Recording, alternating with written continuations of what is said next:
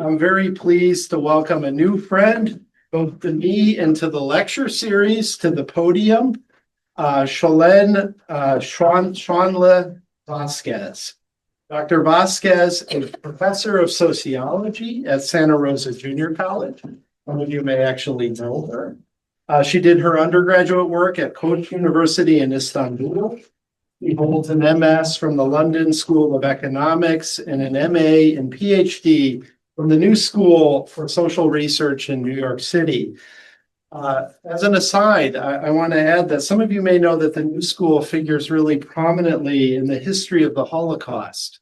Like the Hollywood studio system, it was an important port in the storm for Europe's exiled anti-fascist and Jewish intelligentsia. Dr. Vasquez has published widely on contemporary Turkish women. Among her publications is the book Women in Cultural Citizenship in Turkey, Mass Media and Woman's Voice Television. But she's here today to talk about something entirely different. Her family's roots in the forced emigration from the Caucasus. Today, scholars recognize this event as one of Europe's first experiments with ethnic cleansing.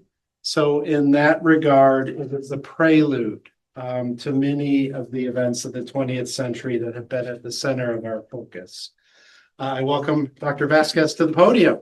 Thank you, Stephen, for the invitation, for the Alliance for making it happen, to all of you for being here, those of you on Zoom, hi. And I hope everyone can hear me. If you can't, please let me know in some way. Raise your hand. And so I'm Dr. Solen Sanli Vasquez, teacher at the Santa Rosa Junior College. And as you can see, I named my talk The Great Circassian Exile, Homesickness and Storytelling. So I'm going to try to do certain things that I find important and get you into my family's story. So this is a personal story. I'm not used to telling my personal story, so it feels a little different. So bear with me. Hopefully we'll be okay. So before I say anything else, who are the Circassians? Who here has heard of Circassians? Okay. All right, couple hands. So Circassian is an umbrella used to refer to various tribes from the North Caucasus region, including the 12 IThe communities. So IThe is the name they call themselves. So these are my people up there. We are Ubuk. That's what my family, the community they belong to is called Ubuk. And so that there's 12 communities. So that those are considered Circassian. And then there's also Abazins and Abkhazians, Balkars and Karachais, Ossetians and English and Chechens, right? So they've all been kind of in the Ottoman Empire being called Circassians. That's why I refer to them as Circassians. But really my family, right, they in their native language, they call themselves IThe. So a little bit about that. And this is the Circassian flag with the 12 stars. And they're representing the 12 communities. I wanted to give you a bit of a visual before we even get into it of what the dances look like, what some of the kind of clothing looks like. And then also, I really love this picture. It's kind of ended up getting cut. So I wanted to put it back in there on the opening slide because this is showing the Cherkess Kız Numune, which is the Circassian girls school, one of the first co-ed schools in the Ottoman Empire that was founded in 1919. So again, you can see, I don't know if you can see, but there's girls and boys together, right? There's female and male instructors together and girls and boys together. So just a bit to tell you that Circassians played a major role in the formation of modern Turkey, as well as, the late Ottoman Empire period. And then we also constitute as far as we know, right? This is a guess, and I'll tell you why it's a guess. But we constitute the second largest ethnic minority group in Turkey after Kurds.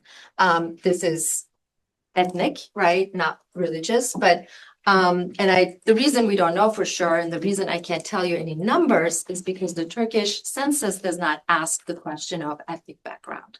So unlike in the US, right, where we identify with our racial and ethnic identification in the census, when we fill out the census form, we, in Turkey, the Turkish Republic, the Turkish government doesn't allow us to do that. So we don't know. The estimates range around 2 to 6 million, probably, Circassians live in Turkey at the moment. But also we're all like intermixed in all of that, and we'll talk about that later.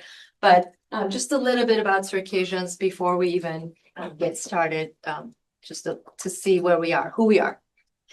So this is where I kind of start doing a little bit of storytelling and tell you a little bit about how the project came into place as it is at the moment in the first place. So this is my website. Okay, I never thought I would have a website, by the way, but I have one, and it's essentially a digital history project, and I use the term digital history pretty broadly. There's different ways of going about digital history, but basically the story is the following. So I qualified for a sabbatical at the Santa Rosa Junior College. I believe I got the final confirmation in the fall of 2019, right? And at the time, what I put in my proposal for my sabbatical leave, right? We're given leave from teaching, ranging from about 6 months to mine was actually a year because I taught extra to qualify for the extra 6 months. Anyway, my original project was going to be, I was going to travel to Turkey during my sabbatical, which was going to be, pay attention to the dates, fall 2020, spring 2021, right? With my, at the time, 4-year-old twins. Leave them with grandma and grandpa. Grandma and grandpa are in heaven, right? I mean, on earth.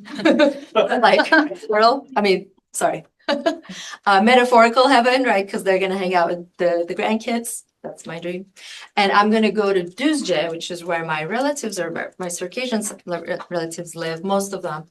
And I'm going to do some like oral history. I'm going to interview my female relatives, especially about the gender equality or their experiences in regards to gender. Okay. Gender parity, because there's this kind of mythology in Turkey that Circassians are more gender egalitarian compared to some of the other groups in Turkey. So I was going to kind of test that hypothesis. But of course, life and pandemic had other plans for me, right? So it quickly became clear in the spring of 2020 that I wasn't going to travel anywhere, right? I'm staying put, especially not with my twins, especially not to see my elderly parents, right? Not gonna happen. So what could I do? I heard of the EPIC Fellowship at the Stanford University, which is a fellowship that's designed to give community college instructors kind of a way to help them globalize their curriculum, right? So, and then they had like this digital, I don't remember exactly what they called it, but like they didn't call it digital history, but there was like a digital pathway. And I'm like, okay, so maybe I can pivot. Maybe I can do something with this still, but in a different way. So I started the EPIC Fellowship in the fall of 2020 and quickly learned that there was something called a digital history method, right? And I call it both a storytelling method and a teaching tool, even though if you check out, for example, Professor Ali Yarcıoğlu's mapping Ottoman papyrus project, they use it in a very different way. They use data to kind of visualize and conceptualize the Ottoman Empire and how people lived in the Balkans or how it was governed in the Balkans in the late 19th century. So they do like some serious data visualization work and mapping and all that, geospatial mapping, things like that. It's really cool. Mine is a little different. Mine is a little more more like The laser's not working, just to let you know. the laser's not working. Yeah, we don't see the. It is. It It is. Yeah. I don't see it. Yeah. Oh, okay. Is it an angle? Now I maybe? see. Sorry. The Chinese railroad, Chinese railroad workers in North America project resembles mine a little bit more, and that brings in mapping, but also stories of actual workers that built the Chinese, the North America, the railroads in North America. So it's a method of basically adding more context, right, to the history. So you're still telling kind of a historical story, but you're also showing maps. You're also maybe showing, I call it the museums in our homes, right? The objects that we may have in our museums in our homes that represent us and our ethnic identity, things like that. So I was able to bring a lot of that in, and I created this website I call the Home Within Project, Exile from the Caucasus. And so not only was I able to talk about gender, which I still did a little bit to a certain extent. You see here, I don't know if you can see, but it says Habze and Circassian women.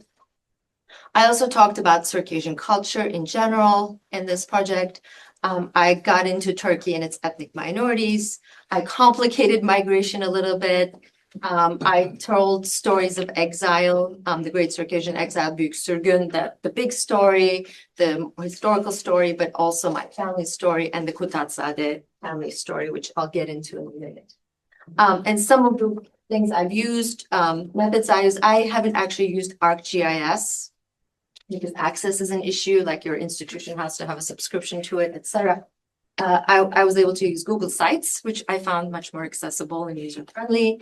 I used Google Earth and things like that. So what else here that I want to tell you? So this is my website's URL. It's very powerful, right? That's one downside of using Google Sites. Of course, if they give you this, if you don't pay, right, for the URL, they'll give you the long version of it, right? So if anyone wants to check it out, you certainly can. But I also want to tell you why I value digital history as a storytelling teaching tool. And that is because I felt like, first of all, I'm doing something called ethno-autobiography. And when you do an ethno-autobiography, which is telling your story and placing it in a general context, I feel like, who cares about my story a little bit? It feels indulgent, right? But people care about what happened to my ancestors because they're going to care about the story. So that's my wish, right? So I'm using storytelling as a tool. And also it's a teaching tool because, again, when I tell my students, my ancestors are from the Caucasus region. Who here even knows where the Caucasus region is? A few hands, but not a lot of people, right? So I've already lost them with the Caucasus region, right? So hopefully digital history allows us to, again, contextualize it with maps and giving people a picture of what we're talking about. So I want to say a few things about serendipity, because one of the things that happened to me during the course of my research, and now like imagine me with 4-year-old twins running around upstairs. We actually had a wonderful babysitter for them that came twice a week. So they're upstairs in my house and I have a little office downstairs, and I live in San Francisco. So it tends to be really dark and dingy in my little office. So I'm like sitting in my office, I'm getting all depressed because I haven't gone anywhere, right? I couldn't do what I wanted to do. My kids are little. It's just all the mothering, parenting stuff that's really weighing hard on me. But all these kind of serendipitous things started happening. And the first one, again, when I started the EPIC Fellowship, was connecting with IThe, who's a professor at Stanford University, and he's an Ottomanist. So he, it turns out, knows one of my best friends from their summer house, times at the summer house when they were little. So like that connection was made. And then one of the first things IThe said to me was, oh, you have to read Vladimir's dissertation, which she just defended. Turns out Vladimir Hamid-Bernstein, who's also been here, given lectures here at Sonoma State, wrote a dissertation 2 years before about what I want to study, right? So like I'm in heaven, right? Vladimir's book just came out in 2024 as a book form, but I actually read the dissertation. I want to say to this book, I have the book with me, by the way, like I knew you as a dissertation. I feel like so many good feelings about this book. But then as I was reading the dissertation, I came across this chapter about the Kutat or Kutatzadeh family. And I got this spidey sense that, oh, I know these people. It turns out my family is close friends with the Turkish side of the Kutat family. One of the brothers ends up in Jordan. I don't know that part, but the part that stays in Turkey, my family was close friends with them. I'll tell you more about them, but that was another serendipitous moment, which really excited me. And then finding my great-grandfather on Wikipedia, which is my teaser. I'll leave it at that one. I'll come back to it, but that also happened, and I'll tell you more about that. So my case for storytelling also has something to do with what I've learned during a community of practice. We do these things called communities of practice at the JC, where basically employees teach other employees. So 4 of my colleagues and myself, and I want to name them by name, with this amazing COP on decolonizing science and honoring indigenous ways of knowing in spring 2022. And they are Jürgen Kramer, Brenda Flies with Hawks, Catherine Williams, and Kent Wisniewski. And I really kind of became awed with the importance and the significance of storytelling in Native American culture. So I'm placing a lot of importance on it. I think it's a really great tool. It's really important to tell stories and listen to stories, especially as I tell my students, listen to the stories of your ancestors or elders while they're still around, right? While they're still able to tell those stories, which I wish I'd done a little bit better when my grandmother was alive, but I'll get to that. So I also, as I'm an immigrant to this country, right? I came here from Turkey in 2001. Before that, as Stephen said, I was in London. So I really grapple with this notion of home, right? What's my home? What's home? Especially exacerbated by the birth of my twins back in 2016, right? I don't know, being a mother, becoming a mother made that even more contentious of a thing for me. Where's home? And when I experience homesickness, I actually don't like that word, homesickness. What I don't feel sick. I feel that German word, which is Heimweh. My first foreign language, well, I can tell you about it, but I'm not going to tell you that story. But my first foreign language was German. And so Heimweh actually explains that so much better, in my opinion, because Heimweh is Heim is home, Weh is ache. It's an ache. Okay. So when I came across Bruno Catalano's work, I had to look this up. He's Sicilian, but grew up in Morocco, but then moved to France, right? So talk about migrant or transient, right?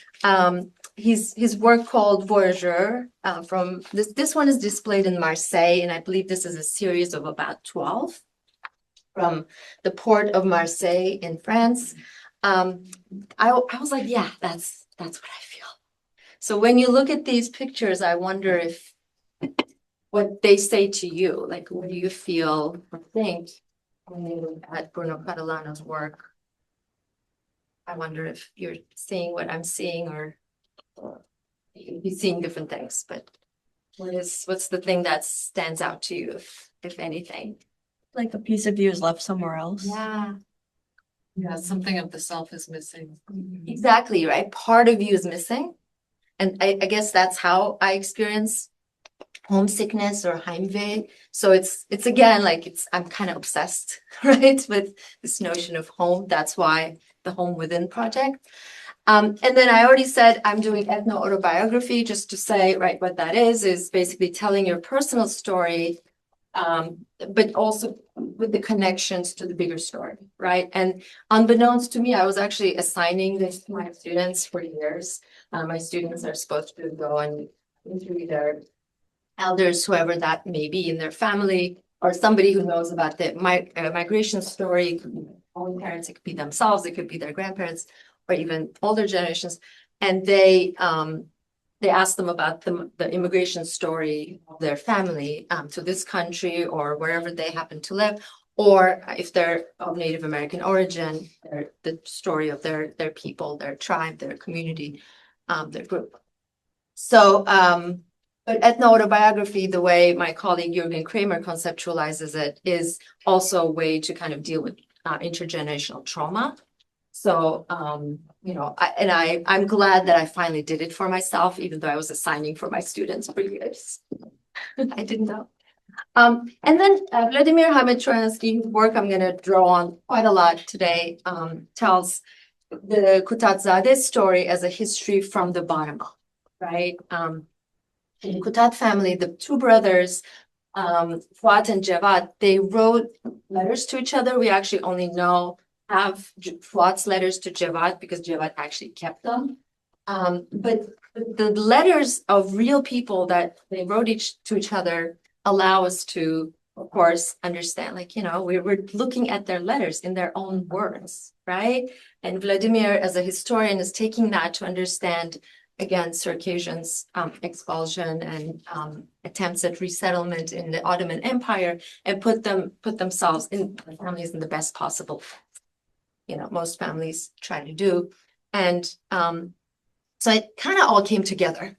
All right, I'm going to say a few more things before I get into my what happens. I also want to basically humanize displacement and genocide. They are human stories, obviously, but sometimes, right? I mean, these numbers are very painful to look at, and we have to look at a lot of numbers like these days. This has been going on for a long time, but it's really intensified, I feel. But still, we don't see people, like, what does 3.2 million Iranians temporarily displaced? What does that mean? I mean, that's really unfathomable on the one hand, but on the other hand, we don't know the human stories, so it doesn't really mean anything, right? If you're looking at it from a distance. Same with, I mean, that Lebanon one, really, I shuddered when I saw that number. Million people displaced. That's about a fifth of their population, right? What does that mean, right? What does that look like? And I don't know, hopefully we can get the technology to work on this one. A friend of mine posted this on Facebook. A number project in memory of the 72 the Israeli genocide in Gaza. So when you kind of scroll around, person's name, age, to my horror, I noticed as you go up, the ages go lower. Go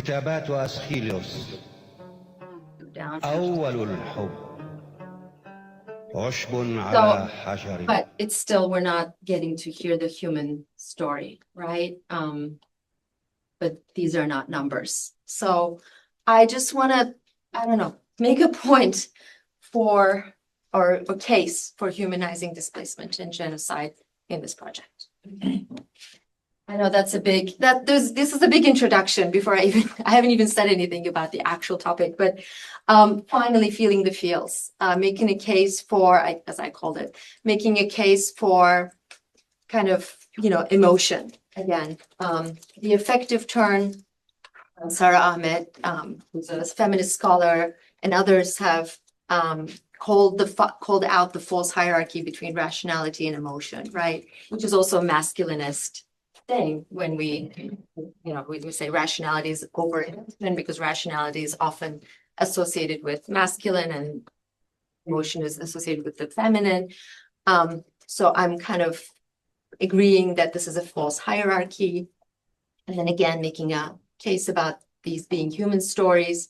I also want to make a case about training ourselves in storytelling. Storytelling does not come naturally to me, but I also wasn't trained in it. Like in our graduate studies, we don't get trained in storytelling. We get trained in all the rational, right? Statistics and all the other stuff. But not the storytelling part. So I want to, do better as a storyteller, but also humanizing the movement across the globe. Again, that is my goal.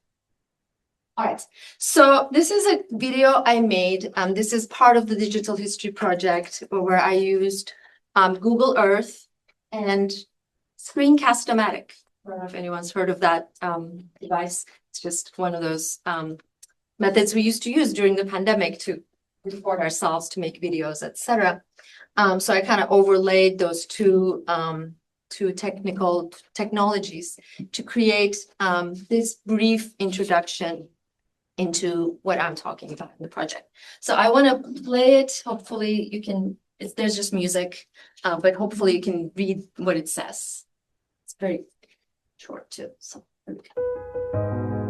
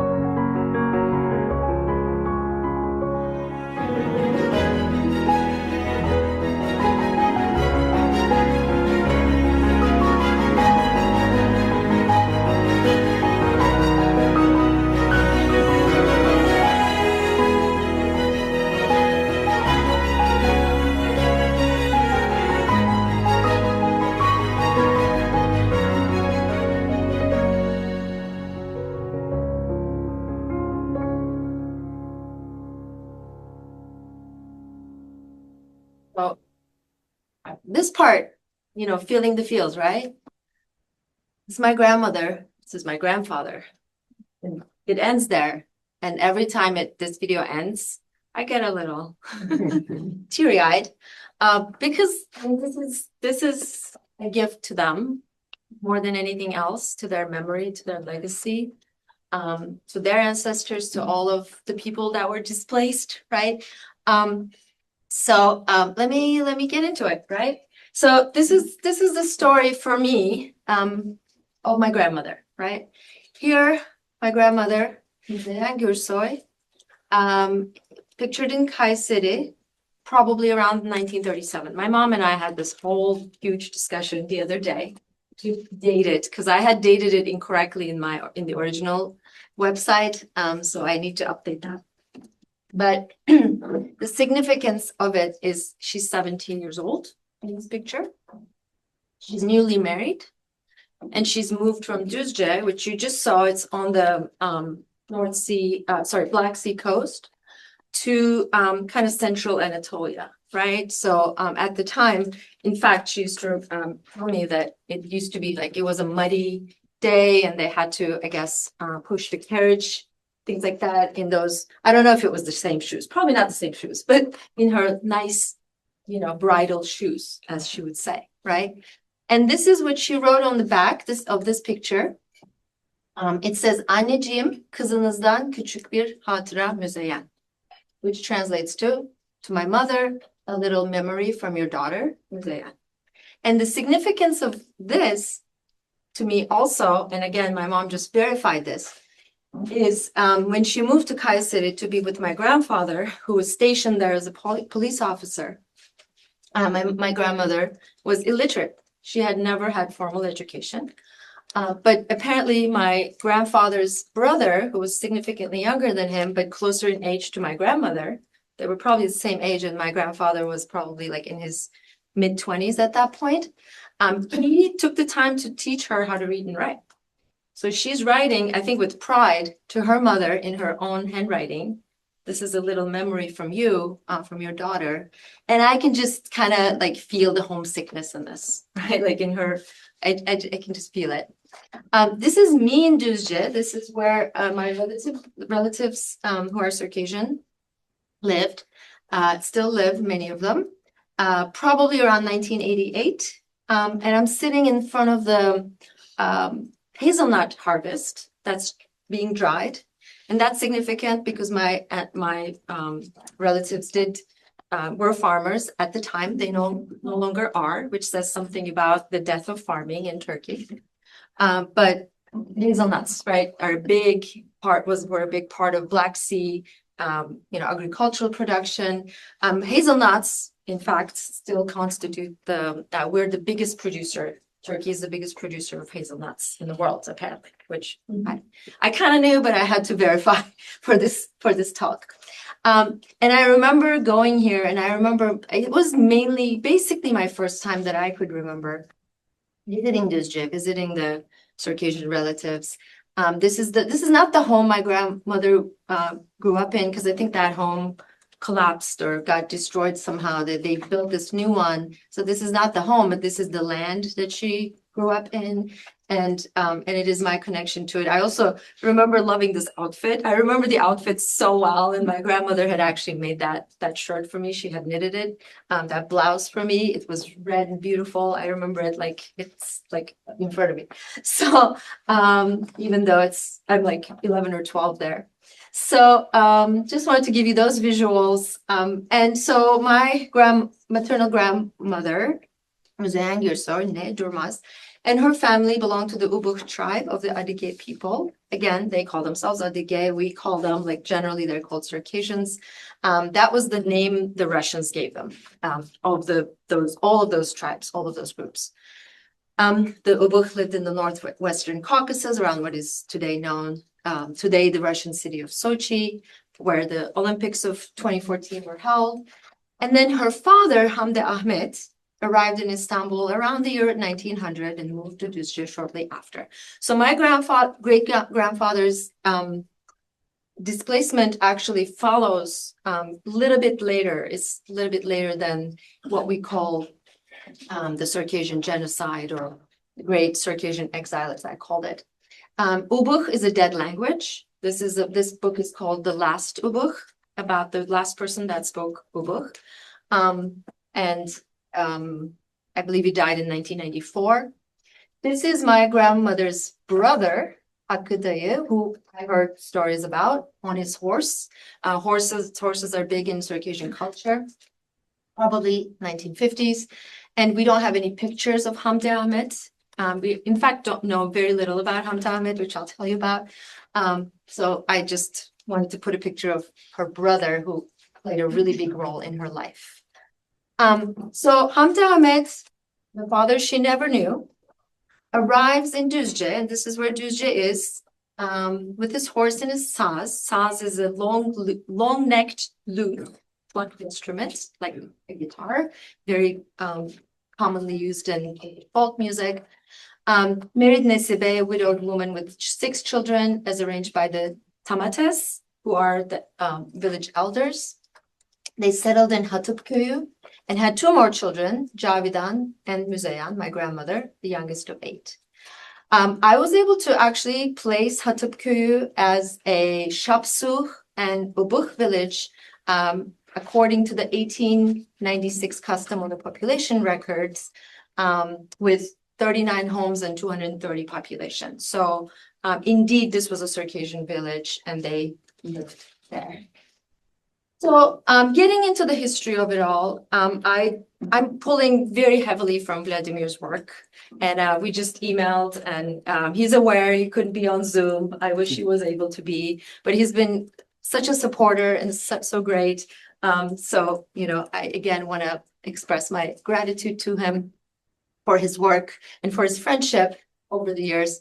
But the causes of displacement start with the Treaty of Küçükkaynarca, which basically ends with a major Ottoman defeat, where Russia starts gaining a lot of territory, which is formerly Ottoman affiliated or belonging to the Ottoman Empire. Vladimir writes, after having gained the entire South Caucasus by 1828, Russia focused on solidifying its presence in the North Caucasus. The establishment of the imamate in 1829 was a political milestone. The Circassian imamate unified the princely states, so they were loosely connected princely states. They're called Pişi, and tribal confederations. They weren't organized, so the imamate organizes them. Sheikh Shamil, who's a very well-known figure in both Circassian mythology, but even in Turkey, I believe, was their last leader. He actually surrenders to Russia in 1859. And so the series of conflicts between Russia and the Ottoman Empire are known, the Caucasus War, and that was between 1817 and 1864. So 1864 is the key date to know. Between 1862 and 1864, Vladimir Hamid Troyansky writes, the Russian army implemented a scorched earth approach to hasten the expulsions, burned down dozens of Circassian villages and destroyed harvests and fields to prevent survivors from coming back, took prisoners and massacred those who did not abandon their burning villages. One by one, entire Circassian communities were pushed out of their villages towards the Black Sea coast. Some were forcibly resettled in the lowlands around the Kuban River, where they were interspersed among Cossack settlements for easier control. And many heard of the mass slaughter of their kin farther north and abandoned their villages because of what might happen to them should they stay, right? So clearly, Russians want them out of there, right? This is a painting by I believe of Georgian origin, Georgian Russian, by Gruzinski. The mountaineers lead the owl. The owl is the village, the Circassian village, called the owl. And you see that it's, definitely not pleasant by any stretch of the imagination. So Circassian genocide, there's a book by Walter Richmond with the title, historian Walter Richmond, with the title, The Circassian Genocide. I personally do not find myself qualified enough to say, was it genocide? Was it ethnic cleansing? Vladimir Hamid Troyansky calls it ethnic cleansing, but nevertheless, right? There's an intention to it, and there's complete cleansing is the goal. So Hamid Troyansky writes, the detailed Russian military reports relay the systemic destruction of Circassian villages. In 1864, the General Staff of the Caucasus Army reaffirmed that, and this is a quote, the indispensable condition to end the war in the Caucasus must be the complete cleansing of the Black Sea coast from its insubordinate population. They want to cleanse it completely. By the end of the Caucasus War, up to 500,000 Western Circassians, or about 90% of the entire population, had left for the Ottoman Empire. And it's estimated by the end of the 19th century, so my great-grandfather falls in that category, approximately 1 million North Caucasians were forcibly displaced from Russia to the Ottoman Empire by when we come to the end of the 1800s. Yeah. So May 21st, 1864 is the date when we commemorate the Circassian genocide. Georgia, the country, has acknowledged, recognized it as a genocide, and this is from the monument in Anaklia, Georgia. And I want to see it in person one day. It's again one of those things where I think gives you the feels, right? So a refugee crisis unfolds. The 1863-64 Circassian refugee crisis was among the largest humanitarian disasters in the history of both Russian and the Ottoman empires. the Tsarist government, willing to get rid of the population that it considered hostile, contracted and paid private shipping companies to take muhajirs to the Ottoman port cities of Trabzon, Ordu, Samsun, Istanbul, Köstence, and Varna. Muhajir, we'll come back to that word, basically refugee, Muslim refugee. As hundreds of thousands of Circassians waited on the Circassian coast for the boats to arrive, a harsh winter, famine, and an outbreak of typhus claimed tens of thousands of lives. Many more died on board the boats, and then in the Ottoman port cities, which were unprepared for such a massive refugee influx. In the course of 2 years, anywhere between 80 to 90% of Western Circassians had left Russia, and up to a quarter of the refugees died before reaching their new homes in the Ottoman Empire. I pulled this photo from a Turkish newspaper called Yeni Shafak. I wasn't able to verify whether this is actually Circassians waiting to board the ships. But the article is called, "Why Don't Circassians Eat Fish?" And I remember this from my childhood as like mythology and lore. Yeah, some Circassians, my family did eat fish, but apparently, right, the thought was if their ancestors died crossing the Black Sea, and the fish ate them, I suppose, then if you eat the fish, then you're essentially eating your ancestors. So I guess, this is a thing that people have passed on from generation to generation, even though people didn't really talk a lot about any of this. This wasn't really passed on, but as far as I know, verbally or orally, but we knew that one, the fish one. So the goal, what's the goal? The goal is demographic engineering, which refers to states-directed removal and resettlement of ethno-religious groups in order to consolidate control over territories by homogenizing their populations or altering their demographic ratios, right? Several Circassian tribes, including the Ubukh, as well, which is my tribe, right, as well as the Hatukwai and the Natukwai, were expelled from the Caucasus in their entirety and not allowed to return from the Ottoman Empire. Instead, the Russian Empire settled Russian and Ukrainian peasants in their lands in an attempt to demographic engineering, that is, turning the population of the Caucasus Christian, docile, and loyal to the Russian Empire. On the Ottoman side, why did the Ottomans accept them, right?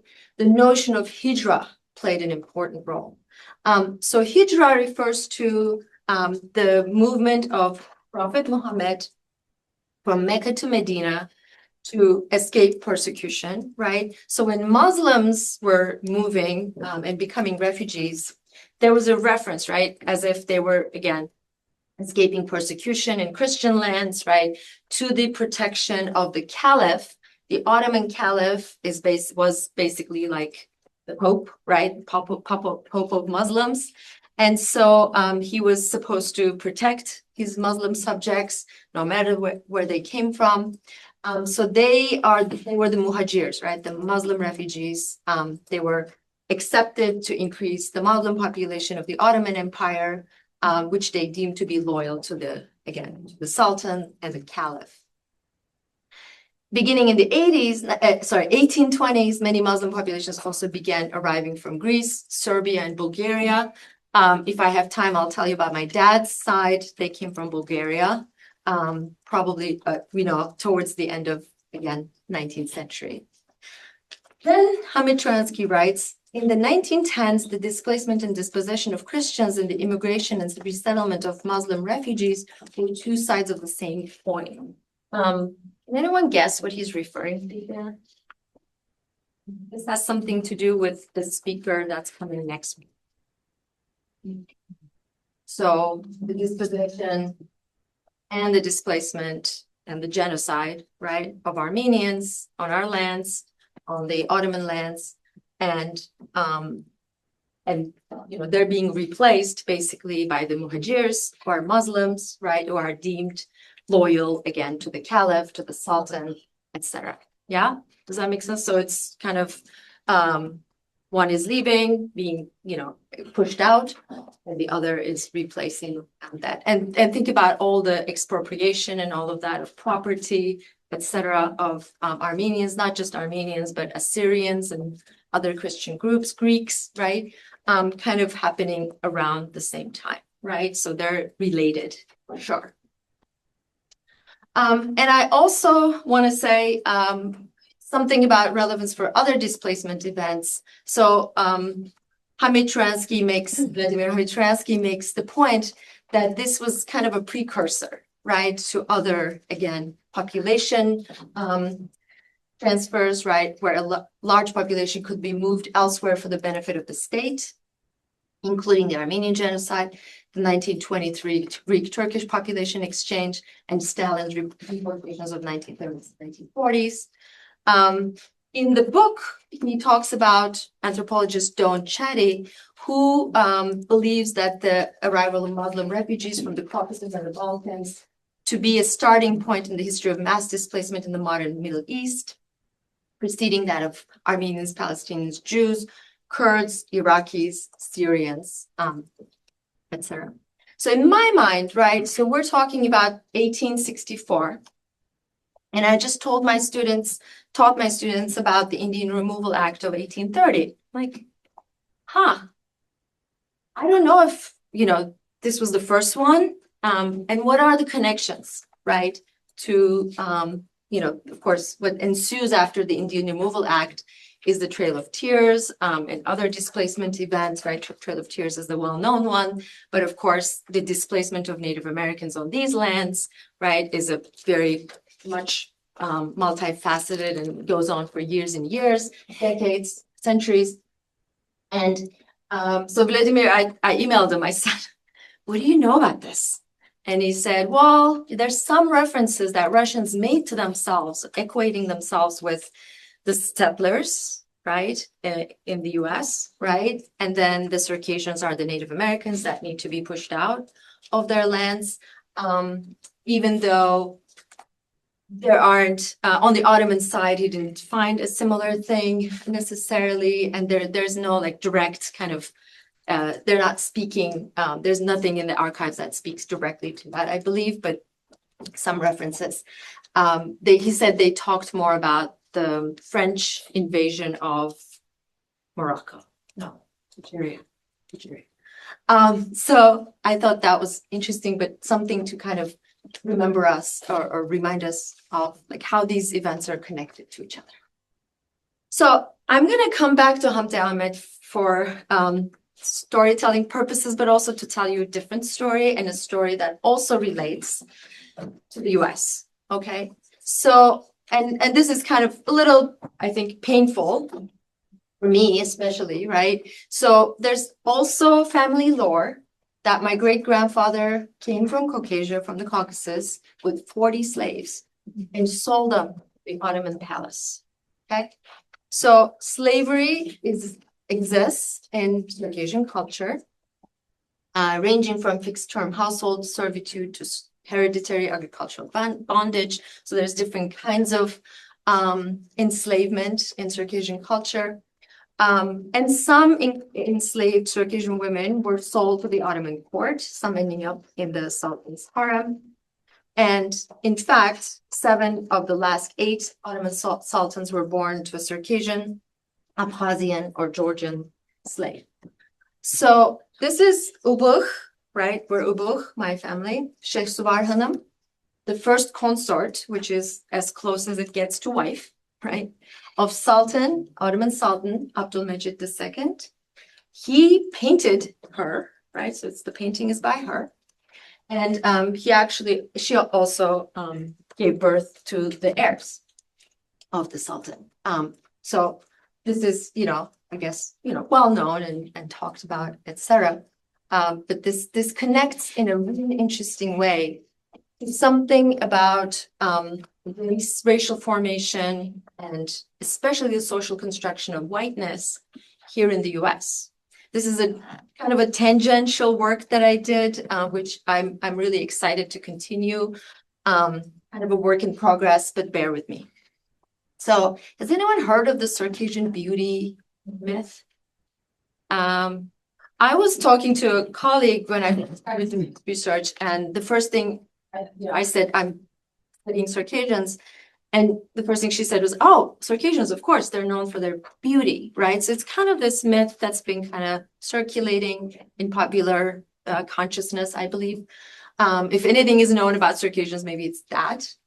So, and notice, right, where Circassians are from the Caucasus, right? So I found this really interesting link to the emergence of, right, the Caucasian as the top, right, most superior race, right, which comes from German naturalist, pseudoscientist Johann Friedrich Blumenbach's work from 1775, where, you know, he classified 5 races with Caucasian on top, right?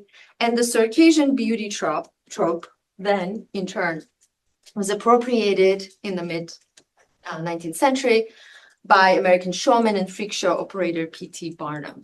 So he actually, the story goes, authorizes his agent, John Greenwood Jr., to spend up to $5,000 in gold each, a vast sum.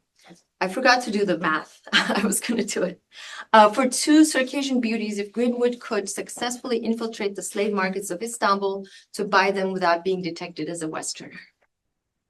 Greenwood fails in this endeavor. He actually comes back empty-handed. However, that doesn't keep Barnum, P.T. Barnum, from displaying Circassian beauties in his freak shows, right? Quote unquote freak shows. So these are the Circassian beauties. There's more. I'll show you more pictures. But what do you notice about their hair? Is there anything particular about their hair that seems to stand out? And their hair is all of the Circassian beauties, their hair is like this. One theory, so Zaluma Agra is, I think, one of the first ones and most well-known. I actually discovered a 17-page pamphlet about her that they have at the Connecticut Digital Archive, which I still have to, like, you know, transcribe and read and understand, like, from the older English, right? What are they talking about? Because the Zaluma Agra's story is, you know, where, you know, Greenwood goes to Istanbul and, you know, gets her and saves her from the terrible Sultan and the terrible life of enslavement, etc. And then brings them, right, this white savior from the US, right, saves her and brings her to the US where she's civilized, given nice clothes, etc., etc. So, like, this amazing story of saving the, you know, beautiful woman from the claws of the Sultan. It's like, so I also discovered these a couple pieces of work that talk about this. One is from Gregory Freed, who wrote an essay called "The Freakish Whiteness, the Circassian Lady, and the Caucasian Fantasy," where he argues that the hair has something to do with, I mean, it's Afro-textured, right? So there's some kind of reference to slavery in the US and the association of slavery with Blackness, right? And note, by the way, what year this is happening. 1864, right? That is the year of the Circassian genocide. And what other importance does that date have for us here in the US? Civil War. Civil War, 1865 is abolition of slavery, right? 13th Amendment. So it's slavery is ending in this country, and yet they're bringing in this woman, right? Again, saved from enslavement, etc. So Gregory Freed, Boston College professor, writes, the legend of the Circassian woman involved a provocative component for white Americans, the idea that the Circassians were the most primordial form of the white race, and therefore also the purest and most beautiful exemplars of whiteness, especially their women. Yet at the same time, these Circassian women were subject to the slave trade of the Ottoman Empire. The idea that a white woman might be sold into slavery, and especially sold into a slavery that marked her as a sexual object in the Sultan's harem, was a matter of both moral horror and transgressive fascination to the white imagination. The other work that I found that talked about this was Linda Frost's work, and she writes in her book, Number One Nation, the Circassian beauty becomes an overdetermined signifier of the dominant cultural concerns of Victorian America, embodying notions of imperialism and Orientalism, manifest destiny in Victorian domesticity, the purity of the white race, and the sexualization of the African American woman. I mean, I don't know exactly how to read 19th century photography, but this photo looks very sexualized to me, right? I mean, this is not what a respectable woman looks like. And again, there's that sexualization, there's Orientalism, there's the Afro-textured hair. So it's quite bizarre, right?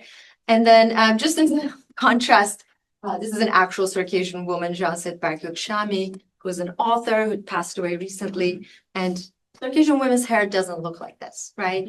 The story is also, I think I forgot to say, as the Luma Agra, they argue, I believe it's Linda Frost that says it was probably some young woman that came to P.T. Barnum asking for a job. And he just basically says, okay, now you pretend to be Circassian beauty. And so she gets a job, but none of them are Circassian in real life. So elsewhere, I have argued, and I apologize for the racist imagery here. This is a picture of Sartier Bartman, aka Hottentot Venus, who was paraded all over Europe for her subhuman or just animalistic and primitive or different anatomy, literally dissected after her death, and parts of her body were also paraded around Europe just to kind of mark the Black body as different and other and inferior. And then here we have like the quintessential Victorian woman, right? White, pure, modest, civilized, all of that. So I argue that Circassian beauty occupies a liminal space, liminality, where she's white yet foreign and exotic, virtuous yet sexualized through her enslavement. The way she's sitting, the way she's playing with the snake, etc. Right, her outfit, I think mark her as something in between. So it has something to do with, again, the social construction of whiteness, race, hierarchy, racial hierarchies in the US. Again, something I'm exploring still, but I wanted to tell you about it because I think it's significant. It's really important to think about, what this means, right? What does the Circassian beauty denote? I'm at 5. How am I doing? Another 10 minutes. Yeah. Okay, I can do that. All right, so coming back to Hamta Hamid, I told you that my grandmother had never met her father, right? But I didn't tell you why. Well, the reason is he, is one of the, and again, this is how I found him on Wikipedia, because this is part of family lore. Again, my family used to say, my mother used to say, he was one of the 150 yüzelilikler, which as a child, I wasn't even curious. Like I didn't know what it was. It wasn't something talked about, in Ottoman history or anything like that, right? So as I started doing the research, I Googled. I didn't even know how to Google it, by the way. Like 150 years. What do I Google, right? So I found him. There he is on Wikipedia, number 73 of the 150 traders. So what happens is, as a result of World War I, in World War I, Ottoman Empire defeated, and the remaining territories of the Ottoman Empire are being occupied by the Allied forces, Britain, France, Italy, and Greece, primarily. So the Treaty of Lausanne ends the war and establishes the Turkish Republic, right? And in Lausanne, in 1923, the Turkish side asks for Annex 8, Declaration of Amnesty, which calls for immunity for the perpetrators of any crimes connected to political events committed between 1914 and 1922, which effectively exempts Ottoman officials from persecution of war crimes, notably the Armenian genocide and other atrocities committed between 1914 and 1922. So they say, basically, you can't prosecute anybody that's related religious and other things, right? However, there is I have to say this correctly, there is an exception to the exception. The exception is 150 men are deemed persona non grata, denied Turkish citizenship, and subsequently exiled from Turkey. So these 150 are punished, right? The first 56 are members of the Ottoman court, who have deemed to have betrayed the country by allowing the Allied forces to occupy it. 86 of the 150ers happen to be Circassians. And the reason I found in Hakan Özol's book, it's not well written about at all. The reason is my great-grandfather was one of the participant envoys to the Circassian Congress, which met in Izmir on October 24th, 1921, and declared that they have seen the Kemalists, this is the founders of the Turkish Republic, inhuman actions and wrongful policies, and wish to live under the civilized Greek government in peace. Like a stake to the heart, right, of the founders of the Turkish Republic. They're saying the Greeks are better than you, they're civilized, and we want to live with them, right? The Circassians are saying this, at least the Circassian Congress, and my great-grandfather is one of them. The declaration accused the CUP, the Committee of Union and Progress, again, the founders of the Republic, of autocratic Turkification policies, and blamed them for the Circassian population's numerical stagnation in the Ottoman Empire. So he gets denaturalized, my great-grandfather, and exiled to Greece. One of the reasons, well, we think he goes to Greece, exiled, he's sent somewhere. We don't know exactly where, but the family lore is he ends up in Greece and he dies there, right? But nobody ever hears from him again. So my grandmother, I think she was very little when all of this happened, never meets him, right? And sorry, I was going to say something else there that was really important. What was it? Well, and that's Hamdi Ahmed's stories. Hamdi Ahmed's story that I came across, that, it's still a mystery. It's still something I need to dig into, another kind of work in progress. Sorry, it's bugging me. What was I going to say? All right, I'm going to skip a few things and I want to get to the end. How do I do that?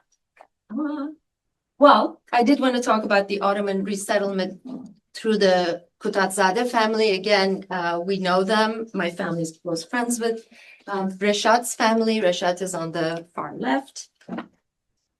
And my mom was friends with Pınar Kutat. This is one of her paintings, who passed away. But I do have a picture of me and Pınar and my mom somewhere in my mom's files somewhere, where I'm going to her exhibit. So that's how close our families were. I was going to show you this video of the Kutatzadeh's family, which not only spans, so my family just goes from northern Black Sea to southern Black Sea, basically. These people also go to Jordan, right? So it's kind of disbursement of the population through the geography. But I did want to say something about resettlement policies. So how do people get resettled once they arrive in the Ottoman Empire? Hamid Transky writes that there were three objectives: economic, population control, and sectarian. I've already said some of this, right? To Turkify and Islamicize Anatolia, that's the goal. And the economic part is, I love that quote, the Tsar's rebels were to be the Sultan's peasants and boost the empire's agriculture, right? So that's the economic aspect. And they're given some things, even though the Ottoman Empire cannot really keep its promise to the refugees because they don't have a lot of money. So, they're a deteriorating, kind of dying empire. So they can't really do all the things that they promise. But so the refugees are kind of left alone to fend for themselves. And that's what the Kutatzadehs do. They go all over the place to find, a way to prosper and live and thrive. And then also to bring nomadic tribes and territories under state control through the Circassians settlement there. I can't tell you about my father's side either, even though I have this beautiful family tree that my paternal grandfather made, where he tells us exactly when his family came to what's known as Turkey right now, which was part of the Ottoman Empire. Prior to that, right up until the early 19th century. There's that word hijra again, which he uses. And there's the word, there's the year 1316. Does anyone know why it's 1316? Because they used to use the Hijri calendar, which is a lunar calendar, right? Back then, the older generation actually used to use these terms, which used to confuse the heck out of me as a kid. I'm like, what do you mean 1316? You cannot have come here in 1316. But no, according to the Gregorian calendar, that's probably either 1898 or 1899. But I do want to make a bigger point with that one. So the muhajir, my dad was also a muhajir, right? A Muslim refugee, his family, not my dad personally, are estimated to be 10 million Ottoman Muslim citizens and their descendants who emigrated to Thrace and Anatolia from the late 18th century until the end of 20th century to escape ongoing ethnic cleansing and persecution. Today, between a third and a quarter of Turkey's population of almost 80 million have ancestry from these muhajirs, Bosma et al., right?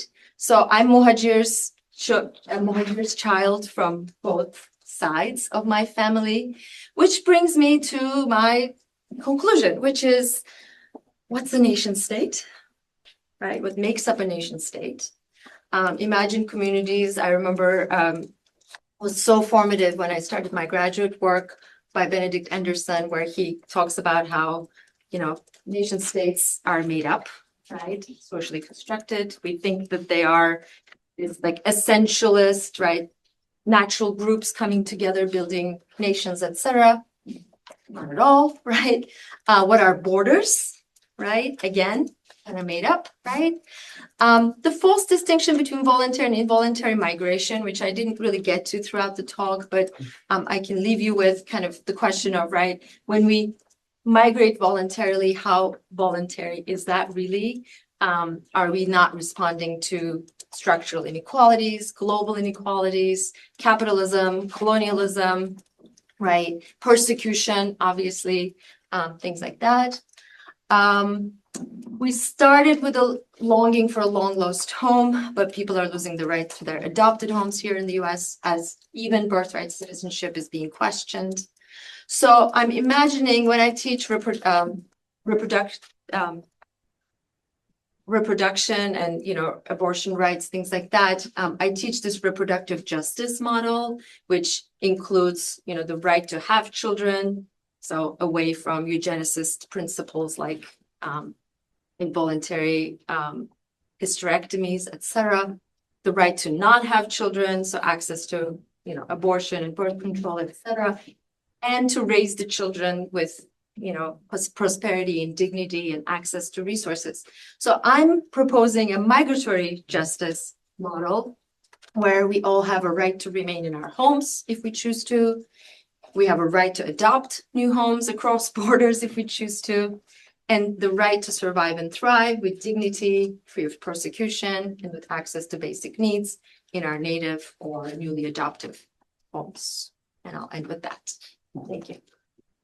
Hi, I'm Max Martin. And my question was your great-grandfather and the 150 years, were they scapegoated for the Armenian genocide?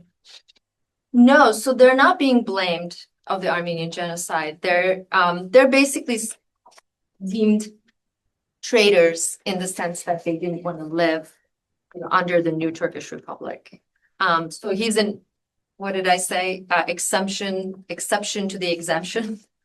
Right. But I wonder, I appreciate the question because, right, like, was it really that bad that they did? Why was he singled out as one of the 150? 150 is a very small number. Right. So why is he in there? So that's something that I'm still very much looking into. Circassians have both a reputation for having contributed to the new Turkish Republic, as I mean, many of them were military officers, etc. But there's also Cherkes Ethem is a notorious figure, Ethem the Circassian, and he supposedly, rebelled against the Turkish Republic. So they essentially wanted their own land, they wanted their own territory. They didn't want to necessarily be part of the Turkish Republic, maybe, right? I mean, there was an opening. I think they were trying to take advantage of that opening.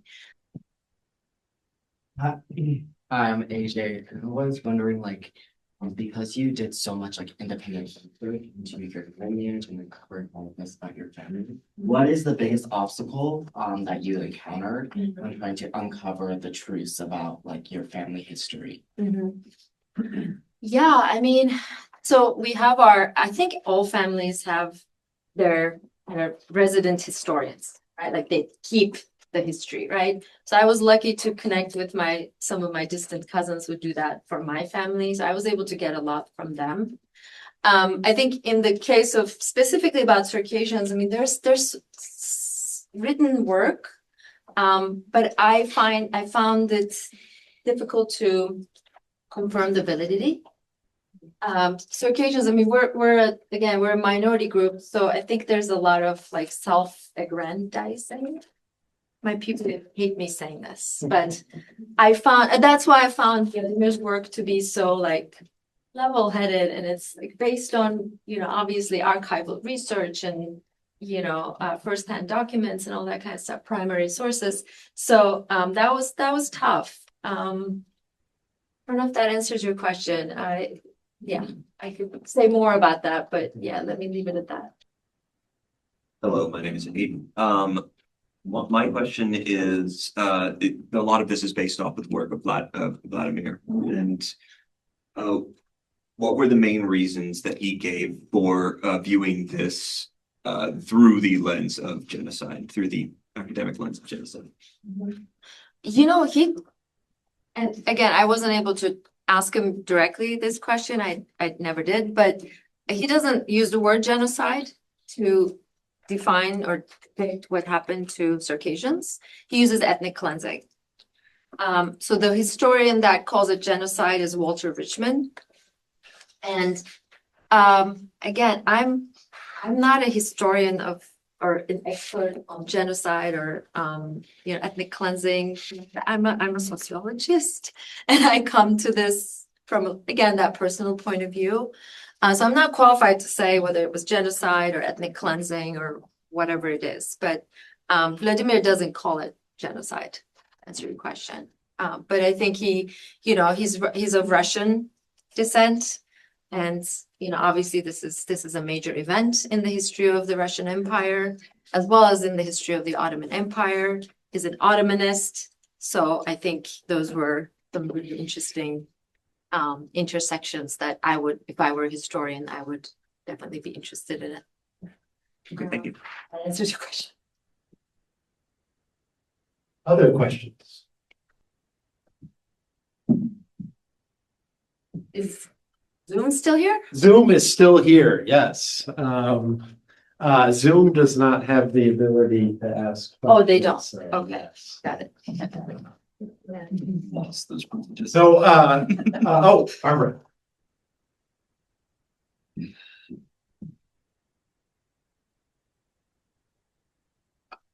This is not a question. Okay. This is an appreciation. Oh. Because in the years that I've been connected with this lecture series, the experience of Circassians has never been a topic. And it expands our understanding. I'm hoping we will find ways in which we can see parallels between the experiences of the Armenians, the Assyrians, and other ethnic minorities in the Ottoman Empire, and see where this helps us have a better understanding of those intersections. But I also particularly appreciate your discussion of the experience through the lens of gender. And family, And family. yeah, which is a theme in this lecture series, Really? right? It is. Yes. So, I want to kind of throw my 2 cents in here on a couple of topics. I imagine that these Circassians had indigenous cultures of winemaking in the Caucasus. And being Muslim did not preclude by any means viticultural economies. And interestingly, in the Russian mindset, that behavior was coded as European. And so in the Caucasus and along the Black Sea littoral, the Russians were encountering people who had, in some sense, a better claim on Europeanness than they did. And I've always thought that this helps explain some of the brutality that was exacted on these people, because the Russians are acting from a position, a sense of inferiority. So the other thing I want to say is one of the greatest representations of Circassian beauty comes from Russian literature, which is the writer Mikhail Lermontov, a hero of our time, and one of his characters, Bella, who is Pechorin's lover. She just exudes sensuality and passion, right, and is unbridled. In fact, there's a scene where she rides off on a wild, untamed horse. And that, I think, really, that was the dominant perception of Circassian femininity in Russia. Thank you for all that. First of all, you've given me a lot to think about. I have to write it down because I'm going to forget later. But the Circassian beauty myth, I mean, I grew up with it, right? And we can say that my grandmother was kind of obsessed with it, right? So Circassian girls grew up with a lot of pressure, right? To be, I mean, I don't know how pressure to be beautiful, doesn't sound right, but yeah, like to present yourself in a certain way, dress in a certain way, et cetera, et cetera. So one more serendipitous thing that happened while I was doing my research is I've come across this group who call themselves Circassian feminists, called Almaste, which takes its name from this mythological figure from the Nart, which is Circassian mythology, that's like half terrible witch and half beautiful fairy. Right? Does that sound familiar to anybody, right? In depictions of women, right? We're always like one or the other, nothing in between, and completely dehumanized, right? But they precisely kind of from the inside were criticizing Circassian culture for emphasizing, all this like perfection, right? Women have to be perfect and beautiful, etc. But also the hospitality, which I didn't really talk about much, but hospitality was also a really big thing. My grandmother notoriously had people like sleep under dining tables, etc., because like relatives arrive from the village, you cannot turn them away, you can't send them to a hotel or anything, right? You have to, and she never lived in these like huge homes, right? They were police officers, right? They never had a lot of money, especially in Turkey, at the time, even still, police officers don't make a lot of money. So she had to fit people into these tiny spaces. But hospitality also means women have to work really hard to make sure everyone gets a place to sleep and food and all that kind of stuff, right? So Almaste was very powerful in criticizing all of that, right? But of course, they got a lot of pushback from the diaspora, right? So Circassian diaspora, I think going back to that question and maybe connecting some of the questions that came, right? There's a lot of silences. There's a lot of taboo, like the slavery thing is kind of not, it's talked about, but it's always like brushed off as, but it was a mild kind of enslavement, stuff like, or like, see how egalitarian we are towards girls. And we had the first Turkish or co-ed girls' school, etc. But then there's the flip side of, right, perfection always has, it's high cost, right? Hi, I'm Eva, and I was interested in your migratory justice concept and how you would use the reproductive justice framework to kind of exact something like that? Like, what does a future of migratory justice look like? Because I studied reproductive justice, so I understand like how we can move forward on that.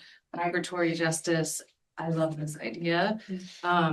What is a way that you envision organization and mobilization and like actually following through with this concept?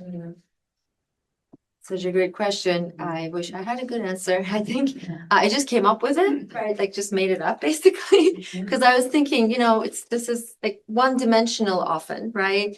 Because I'm advocating that, we shouldn't have to move, right? Why are we moving all the time? But we also should be able to move, right?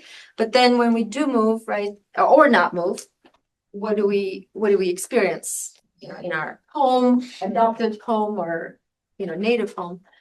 I think the no borders thing even, right? Like I think I encountered it for the first time during the first Trump administration. I think I showed up at one of the protests and I remember like, oh, no borders, like what a concept, right? I don't know. I think letting people know that this is a helpful framework is the first step, because I think again, like a lot of these things like reproductive justice, like only one side of this talks about, but it's a really, I think, beautiful comprehensive framework. But you said earlier that your first language was German? Yeah. I want to learn a little bit about that.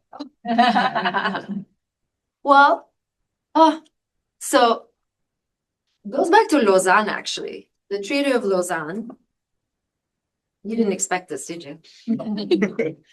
Establishes this right of certain communities that have populations in Turkey to get access to education in their native language.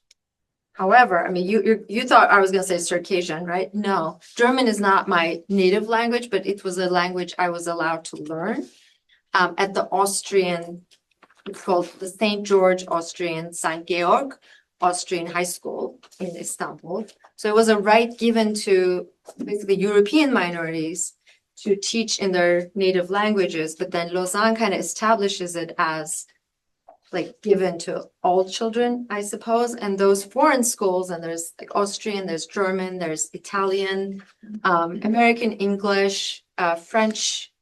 I'm missing maybe one. Not Greek. Not Greek. Armenian. Armenian. Well, there's Armenian schools too, and I toured some of them. They're the population is so small, they're really struggling. And a lot of, I think some Armenian families also don't want to send their kids to the Armenian schools because they want to send them to, more like prestigious school where, I don't know, they can get a better, maybe access to better future, whatever, right? So it's very like the populations are dwindling, but they're beautiful, by the way. Oh, those schools are amazing. But anyway, so my family sent me to an Austrian school because through a very competitive testing system, I tested into a German school, a German speaking school. So it was an immersion system. We were spoken nothing but German for 1 year. When I was about 12 years old, 11 years old, which in hindsight was very, very traumatic. But I learned German, so that's the story of that. But I don't know, it connects, right? It connects to, I think, a lot of things. But I think also coming back, the Muslim communities, the Muslim minorities, Kurds, first and foremost, but also Circassians, also the laws, the other Muslim minority communities are not given the same right. So while on the other hand, I was able to learn German, I was not given the right to learn Circassian. It only changed in the 2000s when Turkey was trying to enter the European Union. They kind of opened up the avenues for like, you can teach it through these diasporic community centers, etc. So the older generations got to learn it a little bit more, but my generation, we were too young to take advantage of that. Thank you. Very interesting. Thank you. Thank you for the questions.